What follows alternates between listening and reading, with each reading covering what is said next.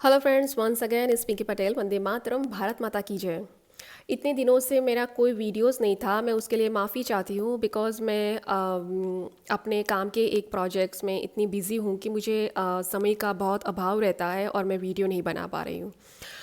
But आज मैं video बनाना चाहती हूँ और आपके साथ ये भी बात करना चाहती हूँ कि कल जो वाक़या हमारे देश के पीएम के साथ हुआ, तो उस पर हम क्या कंक्लूज़न निकाल सकते हैं। तो आप लोग अलग अलग तरीके से अपने थिंकिंग में से मतलब सम अप निकाल सकते हो कि ये हो गया, वो हो गया, ये है, ये होना चाहिए था। बट मेरा कहना ये है कि देखो, कांग्रेस टोटली ओपन है आज। मतलब उनका खुला चिट्ठा है हमारे सामने पिछले 70 सालों का।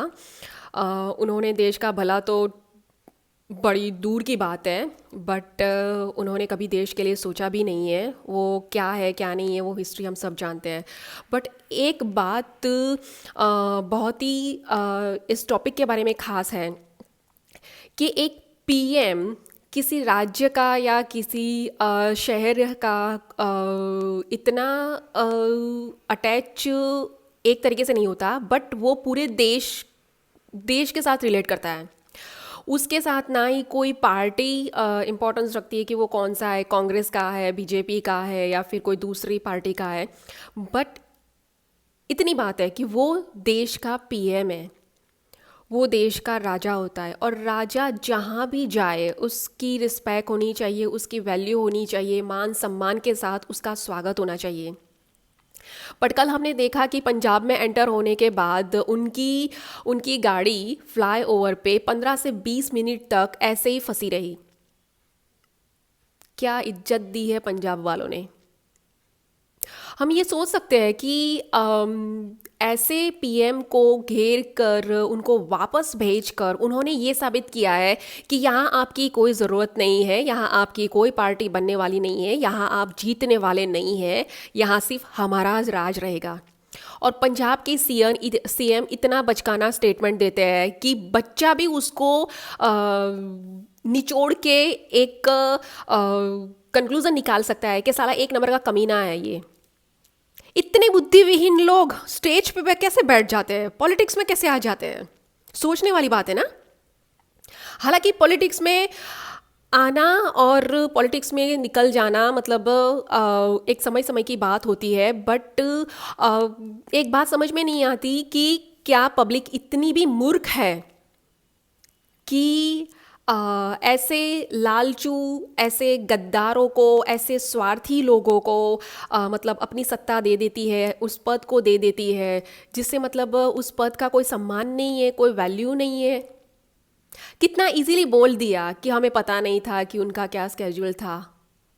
रियली ये एक तरफ से हंसने वाली भी बात है और गुस्सा होने वाली भी बात है कि ये लोग इतनी इतनी केयरलेस दिखा सकते हैं। तो कल कल उस रास्ते से कोई भी आतंकवादी घुस सकता है और देश में आतंक मचा सकता है।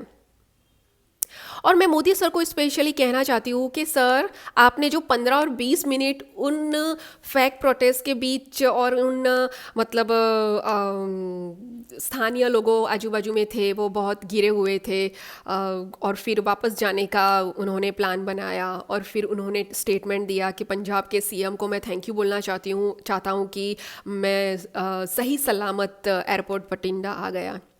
सर, अब आप सोचिए कि सर आप ऐसे घेरे में आ गए कि आपके सामने विधर्मी है या फिर ऐसे फेक लोग हैं जो टोटली देशद्रोही है, जो देश का कभी भला ही नहीं चाहते, और आप उनका भला करने के लिए निकले हो।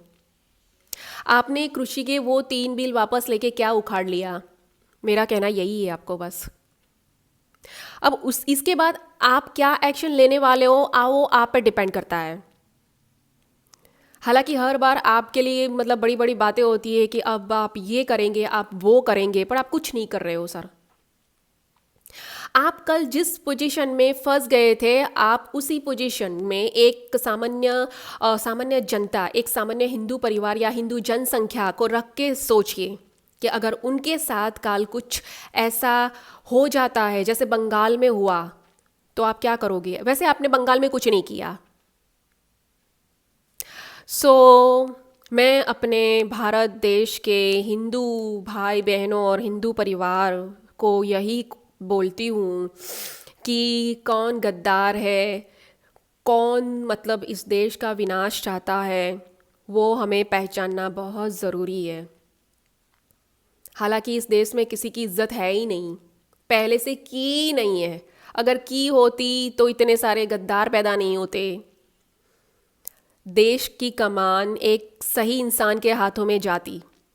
पर इस देश का दुर्भाग्य है कि इस देश को, इस धरती को हमेशा से ही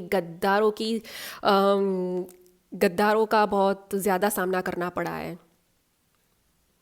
सो बहुत बड़ा वाकया हो गया कल। बहुत बड़ी मतलब सोशल मीडिया पे ऐसी फाइटिंग देखने को मिली। और कांग्रेस, पता नहीं कांग्रेस शासित राज्यों का क्या होने वाला है। अगर हम नहीं जागे तो हमारी आने वाली पीढ़ियाँ बहुत उसका भुगतान वो करेगी। सो प्लीज़ वेक अप हिंदूज़। वंदे मातरम। भारत माता की जय।